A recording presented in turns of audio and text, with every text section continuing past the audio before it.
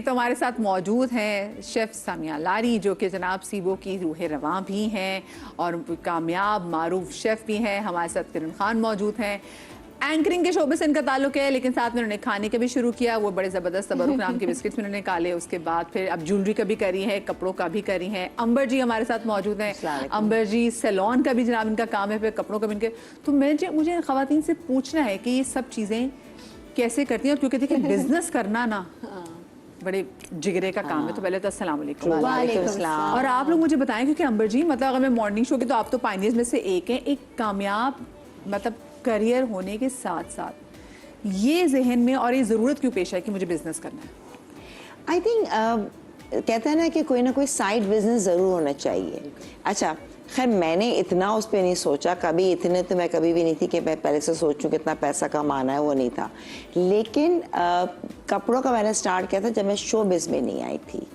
तब मुझे था कि प्रॉब्लम्स थी, जो भी था। तो मुझे सबने सबसे पहले कहा कि तुम इतने अच्छे कपड़े पहनती हो, तुम एग्जीबिशन क्यों नहीं करती हो। एक कहते थे मेकअप करो सैलून को, एक कहता है कपड़े करो। तो थ्रू आउट जब मैं शोबिज से कोई ताल्लुक नहीं था, तब मुझे याद है कि मेरी बेटी कोई मुश्किल से 6 महीने की थी। तो मैंने पहले एग्जीबिशन की जो कि मैंने बनाए जॉर्जेट के कपड़े, डबल जॉर्जेट।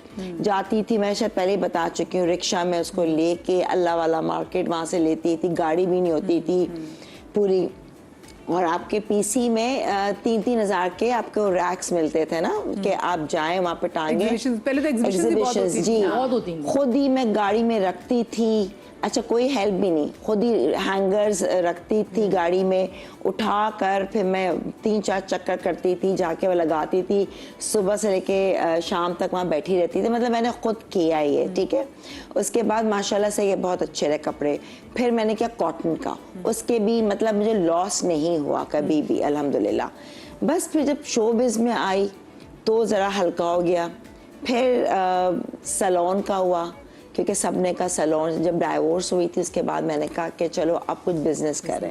एक सेकंड, हो सकता है कभी हर वक्त ड्रामे का या हर वक्त काम आपको ना मिले, ठीक है ना, ज़रूरी नहीं है। तो आपके पास कोई ऐसा एक हुनर होना चाहिए। अब हुनर था अल्हम्दुलिल्लाह, ठीक है। तो मैंने कहा नहीं, यह कर लेना चाहिए। हिम्मत करके मैंने सैलून पूरा किया। उसको भी मैनेज करना आसान नहीं है, ठीक है ना। सारा वो किया। तो अब वो साथ साथ मैंने ऑर्डर्स भी, किसी ने अमेरिका से यूएसए से आए ऑर्डर्स कि कपड़े बना दो, बना के कर दिए। अब ये है कि सीरियसली अब मुझे भी कितने लोग कहते हैं आप कब अपना पेज खोल रही हैं, कब अपना, उसके लिए चाहिए टाइम। अब मैं जब ड्रामे ज्यादा कर रही होती हूँ, सारा दिन फिर ड्रामों में लग जाती हूँ। सैलून भी इसी वजह से बंद हुआ ना कि और फिर मैंने कुछ छोटे उस पे कर दिया। अपने सैलून अभी है, मतलब बाय अपॉइंटमेंट्स लेते हैं। अब वो वाला लार्ज स्केल वाला नहीं है, बट पर्सनली ऑन अपॉइंटमेंट्स। और आप सब खुद करती हैं? हाँ, इसलिए इसकी रेगुलर क्लाइंट हूँ। सैलून का ये कि क्योंकि मैंने था कल को एक आपके अंदर ना टैलेंट, अगर मैं यहाँ नहीं, कल को कहीं भी है, तो एक हुनर होने चाहिए। लेकिन इसका सीखने में कोई आर नहीं है कि आप अपने साथ में आप चीजें भी कर रही हैं, लेकिन सैलून का देखिए काम ऐसा नहीं कि कोई भी मतलब कर दे, आपको सीखना पड़ता है। तो आप साथ ही आपने क्लासेस वगैरह कर? हाँ, मैंने क्लासेस ली। मैंने पिवट पॉइंट से ली थी पूरी हेयर कटिंग और हेयर डाई की।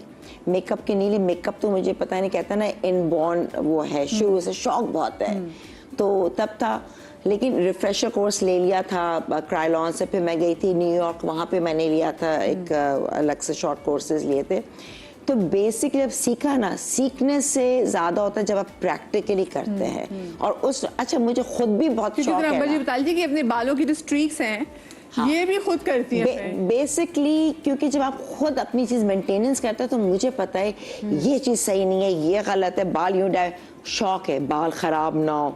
अच्छा, तेल, अब वो मैं मार्केट करूंगी। मैं ज़रा सा मार्केटिंग में बहुत पैदल हूँ, ज़्यादा नहीं मुझसे मार्केटिंग।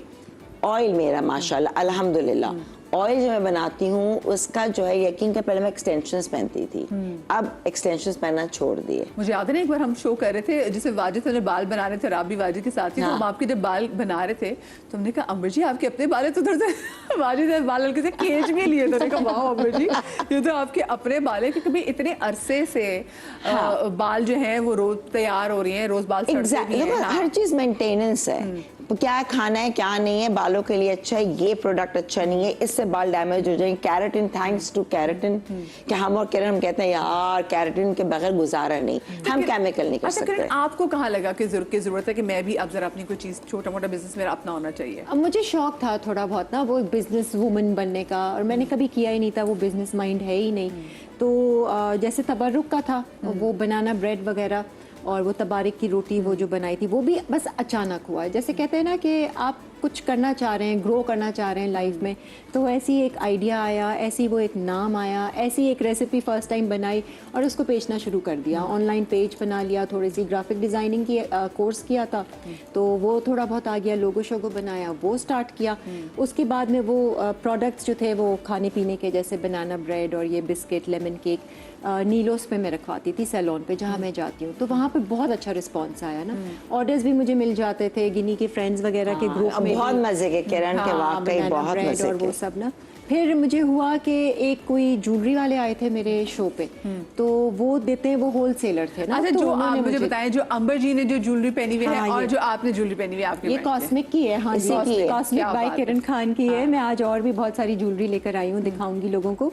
तो उन्होंने मुझे आइडिया दिया कि हर कोई कर रहा है, आप भी कर ले। मैंने कहा अच्छा चलो पेज तो बनाना है, तो मैंने अपना इंस्टा पे एक और पेज बनाया, कॉस्मिक बाय किरण खान। उसका भी नाम मेटा शेटा से पूछा, मैंने कहा मुझे ऐसा चाहिए वैसा चाहिए, तो ऑप्शंस आते हैं ना, तो नाम रखा फौरन अच्छा, यानी से। कि आप भी AI प्रो हो गई है कि मेटा से पूछा है कि थोड़ा मुझे बहुत तो बताओ। मैं हाँ पूछ लेती हूँ आइडियाज। मैं तो अपने शो के लिए भी अब क्या करती हूँ, मेटा से पूछती हूँ ये टॉपिक है, क्वेश्चंस बताओ क्या पूछने चाहिए। ओह वाओ, बड़ी जबरदस्त। हेल्प मिल जाती है उससे अच्छी सी। तो मैं ज्वेलरी लेकर आ गई इधर उधर से, मुख्तलिफ जगहों से, तारिक रोड से, बोल्टन मार्केट से, एक दो चार होलसेलर्स थे जो बाहर से और इंडिया से इधर उधर से ना अपनी ज्वेलरी लेकर आते हैं, तो उनसे मैंने पर्सनली ख़रीदी। मैंने ये नहीं किया कि मैं ख़रीदूंगी नहीं और उनकी पिक्चर्स लगा दूं, बट मैंने पर्सनली उनको बाय किया, एक सामान ख़रीदा और फिर मैंने उसकी मॉडलिंग शॉडलिंग खुद ही की और वो रील्स डालती गई। अब तो और मॉडल बहुत तो आपकी अच्छा बहन मेरा- भी है भाई। हाँ, इसने भी बहुत किया है। और क्या, मॉडलिंग नहीं करवाई लेकिन ये वैसे मॉडल बनी हुई ना आज। ये तो है अच्छा, ही मतलब मॉडल। पहन कर एक अलग होता है, जब हम लोग पहनते हैं ना तो लोगों को एकदम क्लिक करता है ये वाला चाहिए। मतलब ये तो फर्क पड़ता है। और किरण के माशाल्लाह मैंने खुद भी इससे ली है ज्वेलरी, फिर exhibitions भी काफी किए प्यारे मैंने। प्यारे। अच्छा देखिए, आपको पता है जो कोविड का टाइम आया था, वो कोविड का टाइम ऐसा था कि लोगों की इतनी नौकरियां गई, और वो एक ऐसा टाइम था कि लोगों ने रियलाइज़ किया कि नहीं भाई, अपनी कोई ऐसी चीज़ होनी चाहिए कि हम अपनी नौकरियों पे डिपेंडेंट ज़्यादा ना करें। उस टाइम में भी ना लोगों को, क्योंकि अच्छी चीज़ चल रही थी, रेस्टोरेंट चल रहे थे, सैलून चल रहे थे, जब वहाँ लाइन से चीज़ें बंद होना शुरू हुई, फिर लोगों ने कहा नहीं भाई, कोई और हुनर भी ना होना चाहिए, कि इंसान का अपना बिजनेस कुछ होना चाहिए। आपने कहाँ से स्टार्ट किया? बिकॉज ऑफ कोर्स आप तो बड़ी मारूफ शेफ थी, समिया थे, शोज़ वगैरह करती थी, फिर ये सीबो को कॉन्सेप्ट अपनी डिफरेंट एक लाइन पे चले जाना। असल में जब सीबो बना था तो बल्कि मेरे सारे दोस्त ही मौजूद थे, तो सीबो बनाने का जो मेन कॉन्सेप्ट था वो ये था कि मैं एक पढ़ी लिखी खातून हूँ, मुझे फाइनेंशियल कोई प्रॉब्लम नहीं है, मुझे हर किस्म की आज़ादी है, उसके बावजूद भी मुझे बहुत सारी चीज़ों में प्रॉब्लम्स थी, क्योंकि मैं एक ऑनलाइन बेकरी रन कर रही थी हेजल्स केक के नाम से, जिसका प्रॉपर पेज है, इंस्टा पे भी है, फेसबुक पे भी है। तो सारे दोस्त, सबके शोज पे भी केक्स आते थे, तो वो बाइंग एंड सेलिंग बहुत अच्छा खासा। वो जो शुरू किया था वो मुझे बताओ, कि वो जो केक का, वो जो बेक शॉप का अपना शुरू किया था। वो असल में था कि जाहिर सी बात है ट्रेनिंग थी, और फिर शुरू से, क्योंकि मैं हॉट किचन शेफ हूँ, मैं ट्रेन हॉट किचन शेफ हूँ, लेकिन मेरा हमेशा से पेंटिंग। हॉट किचन शेफ क्या होता है? हॉट किचन शेफ ये होता है कि जैसे कि आपका कॉन्टिनेंटल है, आपका पाकिस्तानी, जो आप चूल्हे के सामने प्रॉपर खाना, मेन कोर्स आप बना रहे होते हैं। तो उसमें जब बेकरी सेक्शन होता है, तो बेकरी कहते हैं कि एक पूरे किचन का दिल है, वो दिन रात धड़कता है, मतलब उसकी लाइट्स बंद नहीं होती हैं, उसकी वर्किंग खत्म नहीं होती है। तो मैं अक्सर देखती थी वहाँ पे केक्स बनते हैं, और क्योंकि मुझे हमेशा से आर्ट से बहुत प्यार आए, पेंटिंग्स में, कलर्स में मुझे बहुत फैसिनेट करते हैं, तो मैंने कहा कि मुझे अपनी बाकी की ट्रेनिंग यहाँ कंप्लीट करनी है। तो जब ट्रेनिंग कंप्लीट करके बेकरी सेक्शन से बाहर आई, तो मुझे हुआ कि नहीं, मुझे खुद अपने केक्स बनाने हैं, अब मैं बेचूंगी। तो जो शेफ्स बनाते थे और मैं क्योंकि मैं होटल में थी तो जो शेफ्स बनाते तो उनसे ज़्यादा मेरे हाथ के बने हुए केक सेल होते थे और बाकायदा एक क्लासीफाई कर दिया था कि ये 4 किस्म के फ्लेवर ये फलाने शेफ के, तो वो रन आउट हो जाते थे।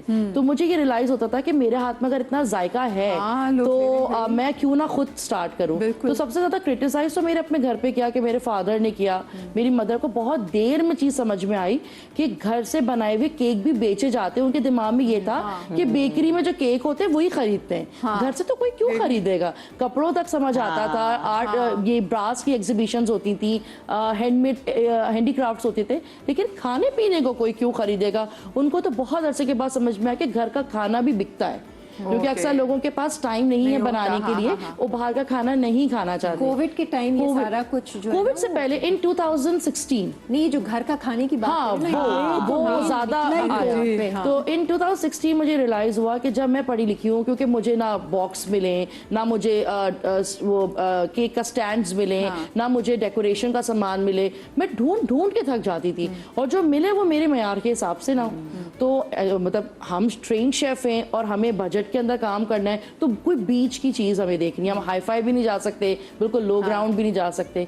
फिर मुझे रियलाइज़ हुआ कि जब मैंने इतनी तकलीफ़ें बर्दाश्त की तो बहुत सारी ऐसी ख़वातीन हैं जो कम पढ़ी लिखी हैं या अब्यूज्ड हैं या सिंगल पेरेंट हैं या अपनी फैमिली को सपोर्ट करना चाहती हैं, तो क्यों ना हम एक ऐसा अम्ब्रेला बनाएं उसके अंदर हम सब आ जाएं। अच्छा मुझे बताएं, जब ये केक वगैरह बनाया तो जब उसके बाद शादी तो मेरे ख्याल से 2016 के बाद हुई ना, तो फिर जब ससुराल वालों को पता चला कि जी लड़की तो जो है घर से अपना केक का बिजनेस करती, तो उन पे अच्छा इंप्रेशन आया, वो थोड़ा रोब में क्या था? नहीं, जब एक्सपेक्टेशंस बढ़ गई। हम लोग, मेरा पहला शो ही जो है वो माशाल्लाह समा के साथ ही था। उस दिन साल मैंने रमज़ान ट्रांसमिशन की थी, तो मतलब ससुराल में होता है कि ऑर्डर्स आए हुए थे, क्योंकि वो बात चल रही थी, तो उन्होंने मुझे ऑर्डर दिया। तो हाईटी का जो ईद की टेबल के जो पूरे हाईटी का सामान होता है, तो वो मैंने उनको बनाया। तो 2-4 दफ़ा वो देख चुके थे, और मुझे याद है कि जब मेरी शादी की बिल्कुल डेट्स बिल्कुल कंफर्म थी, तो उस वक्त समा ने मेरे बिलबोर्ड्स पूरे कराची में लगाए हुए थे। तो उनको मालूम था कि मैं घर से केक करती हूँ, लेकिन जो एक्चुअल जो जोर पकड़ा ना, वो शादी के बाद जोर पकड़ा, क्योंकि फिर मैं खुल के सामने आई ना। फिर तो घर वालों की थोड़ी रिस्ट्रिक्शंस होती हैं, मेरे साथ तो शो पे भी अम्मी खाला में से कोई आता था। फिर शादी के बाद तो फिर एक कहते हैं ना ओपन ग्राउंड मिला। फिर जो मैंने कोर्सेज कंप्लीट किए, जो कोर्सेज रह गए थे, फॉन्टेन आर्ट के किए, बेसिक एडवांस किया, डिप्लोमा किया। मतलब है कि आपके हस्बैंड ने भी आपको इसमें सपोर्ट किया। मतलब सपोर्ट के बगैर ना चीजें नहीं हो। और ये मुझे बहुत काम आया कि जब मैं यहाँ पाकिस्तान से बाहर जब शिफ्ट हो गई थी यूएई में, तो वहाँ पे पाकिस्तानी खाने स्पेशली स्ट्रीट फूड, वहाँ क्योंकि इंडियन स्ट्रीट फूड बहुत आम है, पाकिस्तानी बन कबाब, पानी पूरी और टिक्कियाँ, जो मीठी टिक्कियाँ होती हैं, ये सब चीज़ें वहाँ नहीं मिलती हैं, और वहाँ की जो लड़कियाँ रहती हैं उनको आती भी नहीं है।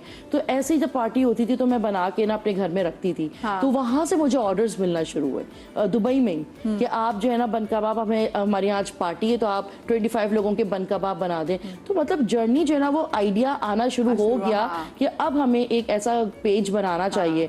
तो वो पेज जब बना, वो हेजल्स बना, मैंने वहाँ बहुत केक्स बनाए, लेकिन ग्रेजुअली फैमिली को प्राउड फील होता गया, और उनको रियलाइज होते गए कि ये सब चीज़ें कस्टमाइज हैं, इसमें हाइजीन है, इसमें अच्छी क्वालिटी की चॉकलेट्स हैं, इसके अंदर सबसे बड़ी बात है ना कि साफ सुथरा एक तमीज का केक, और जो आपकी फैमिली के लिए अच्छी बात है कि जो ये काम कर रही थी वो उन्होंने घर से सो बहुत सारे लोग 5,000 रुपए में, सिर्फ 5,000 रुपए में मैंने स्टार्ट किया। छोटी सी ब्रेक ले लीजिए, ब्रेक के बाद मिलते कहीं मजा आएगा। पाकिस्तान जिंदाबाद।